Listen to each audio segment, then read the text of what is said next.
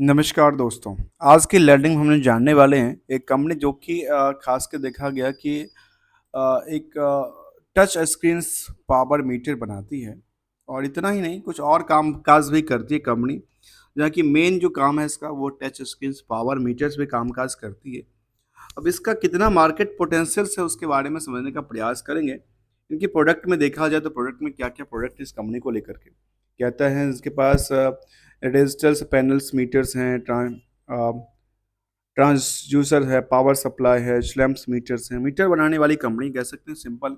एक मीटर बनाने वाली कंपनी, डिजिटल मीटर बनाने वाली कंपनी का मार्केट की क्या पोटेंशियल है जो कि स्टॉक मार्केट में लिस्टेड है।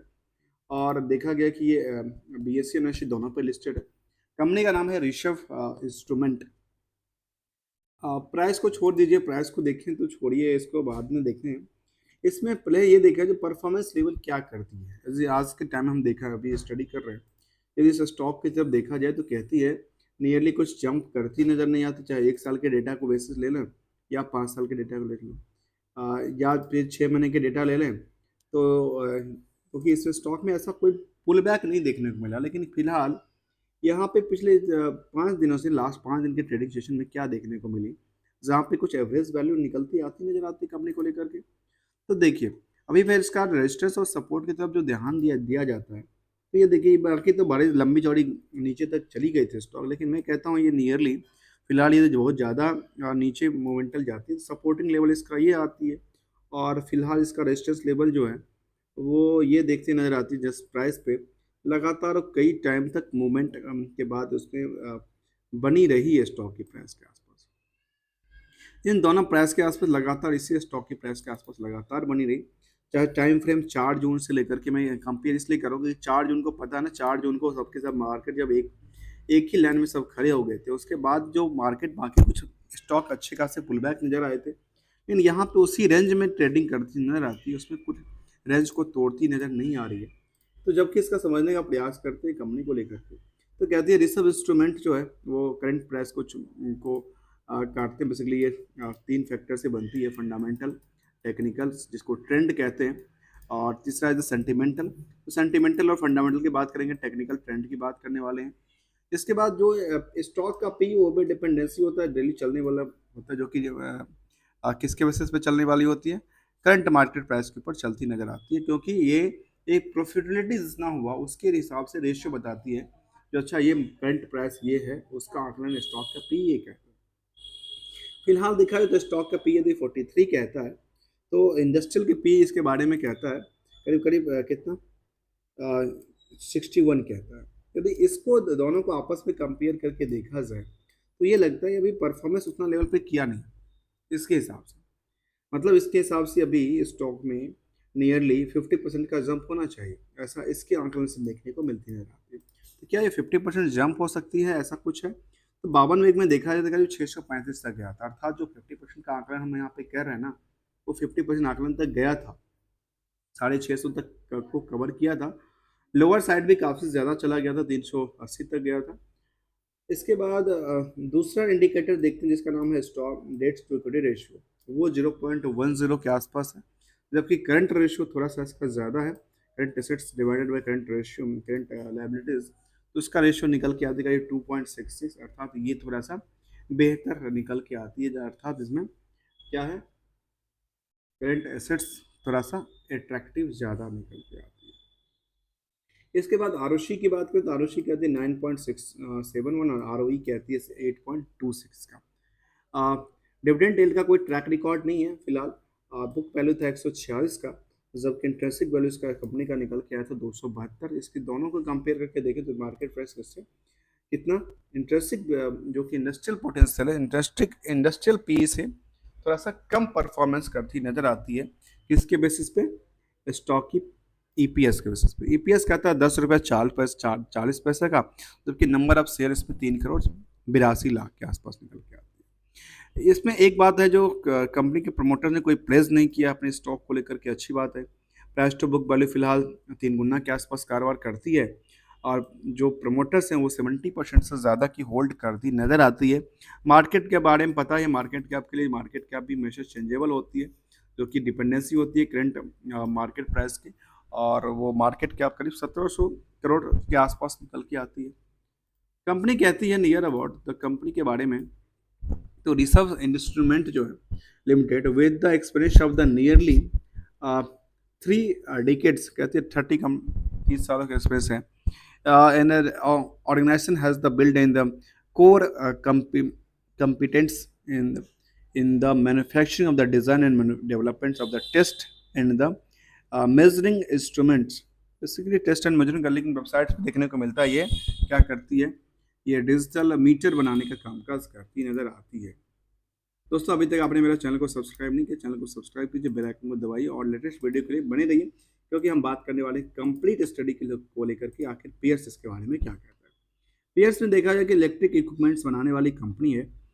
इसका हम सेगमेंट वाइज भी डेटा यदि होगा तो हम समझने का प्रयास करेंगे। ये कहता है टोटल नंबर ऑफ कंपनी यहाँ पे 65 कंपनी का बकेट था, इसमें कहते हैं 61 का क्या निकल के आती है, एक पी निकल के आती है। इसमें कि लंबे लंबे पी देखने को मिला आपको यहाँ पे 402% तक 2 का पी देखने को जहाँ पे भेल में है, या फिर देखने को आती है सोल ऑन एनर्जी के अंदर है। अब ये बेसिकली यदि ये एक सेक्टर कंपनी है तो उसको मुझे लगता है कि ये सेगमेंट वाइज यदि किसी को पीयर्स के साथ कंपेयर, ये सेगमेंट वाइज में सबसे बेहतर किस चीज़ से पैसा आती है उसको लेकर के। डेट्स की तरफ देखें तो डेट्स में कहती है जो नियर अबाउट द सबके पास जो डेट्स है उसमें से एवरेज में थोड़ा सा ज़्यादा निकल के आती है कुछ कंपनी को छोड़ के। जैसे कुछ कंपनी में चेस्ट करूँ तो भेल को छोड़ दिया जाए तो इसके हिसाब से, और हिटैची को छोड़ दिया जाए तो इसके हिसाब से तीसरे नंबर पे शायद यही आता है जिसका 0.10 के आसपास का निकल के आती है। इसके बाद चलते हैं इसके प्रॉफिट क्वार्टरली डेटा क्या कहते हैं इसके बारे में। तो क्वार्टरली डेटा कहती है लगातार बिल्डअप हो रही है कि नहीं हो रही है। तो लगातार यहाँ पे देखने को आती है कि कंपनी बीच में तो अच्छी खासी प्रॉफिटेबिलिटी में थी, जहाँ पे 180 करोड़ तक का क्वार्टरली उन्होंने सेल्स ग्रोथ किया था, लेकिन बाद में थोड़ा सा गिरावट था दिसंबर में आकर के, और उसके बाद 24 में थोड़ा सा बोल्ड करती नजर आई, same as the operating profit का है। क्या हाल है ऑपरेटिंग प्रॉफिट, कहती है नियरली करीब 17% के आसपास था, वो 10% के आसपास की लुढ़क गई। अर्थात यहाँ से ये गिरती नजर आई ऑपरेटिंग प्रॉफिट, नजर सेल्स के चक्कर में ऑपरेटिंग प्रॉफिट इनका गिर गया। इसकी वजह से जो प्रॉफिट का पार्ट था वो प्रॉफिट के पार्ट में क्या हुई, जो लगातार प्रॉफिट अच्छी खासी 22 करोड़ तक का प्रॉफिट बनाई थी कंपनी, वो प्रॉफिट ईयर बाय ईयर कह सकते हैं क्वार्टर ऑफ क्वार्टर में गिरावट देखने को मिला। ऐसे ही ईयरली देखें तो ईयर तो मुझे लगता है कि अच्छा देखने को मिला, क्योंकि ईयरली में ये देखने को मिलती है जो करीब करीब जहाँ पे क्यू ऑफ क्यू में गिरावट थी, वहाँ वाई ओ वाई में क्या निकल के आती है, एक जंप निकल के आती है। साथ में देखा जा सकता है इसका जो ऑपरेटिंग प्रॉफिट था वो भी 10% के आसपास टिका है, जो कि पहले साल से गिरावट था। इससे पहले और भी अच्छा था, 16% तक के इनके ऑपरेटिंग प्रॉफिट मार्जिन हुआ करता था। इसके बाद देखें तो इसका जो नेट प्रॉफिट निकल के आया वो 40 करोड़ के आसपास निकल के आया। इससे पहले ही 50-50 करोड़ का बना के रखा है कंपनी। इसको ये नहीं कहा सकता कि ईयर ऑफ ईयर हिसाब से भी जंप करती नज़र आती है, या क्यू ऑफ क्यू हिसाब से जंप करती नजर आती है। दोनों तरह से थोड़ा सा जो सेल्स का बढ़ाती है, लेकिन प्रॉफिट के पार्ट इनका थोड़ा सा गिरावट में देखने को मिला। आखिर क्या हुआ इनका प्रॉफिट के पार्ट, जहाँ पे इंटरेस्ट का वर्डन ज़्यादा तो नहीं है, इंटरेस्ट का वर्डन ज़्यादा देखने को तो नज़र नहीं आती। तो क्या है इसको लेकर के हम समझने का प्रयास करते हैं इसके बैलेंस शीट को, और बैलेंस शीट में देखते हैं क्या कहती है इस कंपनी के बारे में। जहाँ पे रिजर्व लगातार बढ़ती है, अच्छी बात है। यहाँ पे इनका जो शेयर था वो भी इंक्रीज कर गई इस साल में 24 के अंदर। जो बोरोइंग्स की पार्ट था वो लगातार कम होती नजर आती है। पिछले साल 106 करोड़ का था, वो करीब करीब आधा के आ गया, 58 करोड़ पे आ जाती है। तो ये इसके लिए क्या है, एक डेट्स फ्री की तरफ संकेत देती नजर आती है कि इनका डेट्स धीरे धीरे मिनिमाइज होती जाती है। इसके बाद फिक्स एसेट्स में देखा है तो फिक्स एसेट लगातार बिल्डअप होती नजर आती है, लगातार बढ़ती नजर आती है। और जो अदर एसेट्स है, अदर एसेट्स के बारे में देखें तो यहाँ पे करंट रेशियो की हम बात कर रहे थे। अदर एसेट्स इसके बारे में कहती है जो नियर अबाउट द जो ट्रेड रिसेबल्स हैं, ट्रेड रिसेबल कहता है कितने का, 129 करोड़ का। ठीक है, मैं यहाँ पे बिल्कुल फोकस इसलिए करता हूँ कि किसी कंपनी को बिजनेस मॉडल को समझने के लिए, जाकर किसी कंपनी में ट्रेड रिसेबल है 129 करोड़ का, उसके हिसाब से प्रॉफिटेबिलिटी कितना बनती है और सेल्स का पार्ट्स कितना था। 129 करोड़ के बेसिस पे देखें तो 129 करोड़ में टोटल कितना था सेल्स, 500 690 करोड़ का, 129 करोड़ इसका हो गया डेटर पार्ट। और प्रॉफिट कितना कहता है ये, प्रॉफिट कहता है करीब करीब 40 करोड़ का। तो प्रॉफिट के बेसिस पे देखें तो 129 करोड़ कितना हो जाता है, करीब करीब 3 गुना हो जाता है ना, 3x से ज़्यादा हो जाता है। तो ये एक जो डाउनफॉल था, इसमें एक चीज़ और देखने को मिलता है, ये क्या कितने दिन में इनके पास 129 करोड़ रिकवरी होता है, ये भी एक ध्यान देने वाली बात है। तो ये रिकवरी के बाद कहती है कि हमारे पास करीब करीब 2-2.5 महीने में पैसा आ जाता है। चलिए फिलहाल तो यहाँ पे देखने को अच्छी मिलती है, और पैसा देते हैं थोड़ा लेट से अपने वेंडर को, या अपने जो पेमेंट्स वाले सर्कल है उनको पैसा देते हैं करीब करीब 100 दिन में, अर्थात 3 महीने में। 2 महीने में पैसा लेते हैं, 3 महीने में पैसा देते हैं। तो यहाँ पे इनके पास जो 1 महीने का टाइम फ्रेम है, वो क्या मिलती है इनको, वर्किंग कैपिटल के लिए वही फंड यूटिलाइजेशन का मौका मिल जाता है इसको लेकर के। अब आने का प्रयास करते हैं इन्वेस्टमेंट पार्ट को लेकर, जहाँ कंपनी कहती है 70% प्रमोटर्स होल्डिंग है और केवल 30% की पब्लिक होल्डिंग दर्शाती है। इन दोनों में आपस में तालमेल क्या है, उससे पहले एक नज़र डालते हैं सेंटिमेंटल की तरफ। सेंटिमेंटल में कंपनी ने कहा कि कंप्लायंस सर्टिफिकेट हमने फाइल किया है 10 तारीख को। इसके बाद कुछ ऐसा अपडेट देखने को मिलती नज़र आती है, उसका परफॉर्मेंस क्या कहता है। तो वो कहना चाहता है सेंटिमेंटल के हिसाब से लेटेस्ट अपडेट में, तो लेटेस्ट अपडेट में और क्या था, कंप्लायंस सर्टिफिकेट के अलावा कुछ update, declaration of the respect of the audits, respect of the on unmodified opinion की बात करती है, 13 जून का अपडेट देता। जून के बाद जुलाई में कोई फिलहाल अपडेटेड नहीं निकल के आती है।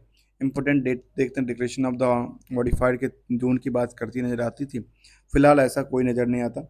एक बात उन्होंने कहा था कि 29 फरवरी को उन्होंने दिया था, कहते हैं लूमिल्स ऐसे material subsidies win European union budget project of the को फाइनेंसिंग बिल, क्योंकि 1 फरवरी में प्रोजेक्ट मिला था इनके पास। उसके बाद फिलहाल कोई अपडेट ऐसा देखने को नज़र नहीं आती है। तो हमने इसको समझने का प्रयास किया आखिर इसका लेटेस्ट क्या अपडेट था कंपनी को लेकर के। अब आते हैं शेयर होल्डिंग पैटर्न की तरफ। शेयर होल्डिंग पैटर्न कहती है इसके बारे में, प्रोमोटर्स के पास जो 70% के आसपास होल्डिंग है वो चलती नज़र आती है जैसे कि तैसे, उसमें कोई फेरबदल नहीं था। उसमें कुछ बड़े इन्वेस्टर्स हैं, और डीआई की तादाद कुछ नहीं है, एफआई की तादाद कुछ नहीं है, लेकिन डीआई इस स्टॉक में काफ़ी ज़्यादा है। अब इस स्टॉक में डीआई काफ़ी ज़्यादा है, तो क्या आगे चल आगे चल कर के एफआई भी आ सकते हैं। तो राइट, ये संकेत देता है जो इस स्टॉक में फंडामेंटली स्टॉक काफ़ी बुलिश है, क्योंकि इनका जो डीआई का पार्ट है, जहाँ तक चाहे क्वांटम म्यूचुअल फंड की बात हो या निपॉन लाइफ की बात हो, क्वांटम म्यूचुअल के अलावा यहाँ पे बंधन स्टार्लिंग वैल्यूशन का भी फंड था, फिलहाल देखने को नज़र नहीं आता।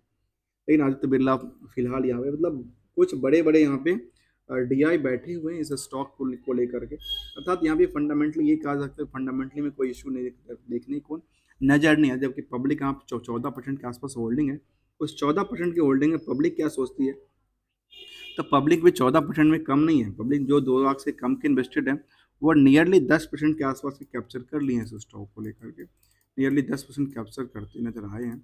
तो हमने इसको समझने का प्रयास किया, इसके बल्क या बाकी पे इसके पीएस ने हमने यहाँ पे देखा जाए तो पीएस में क्या करती है, पीएस में कहती है कुछ बड़ी नाम्स हैं, चाहे वो स्टैंडअलोन डेटा के हिसाब से हो या कंसोलिडेटेड डेटा के हिसाब से।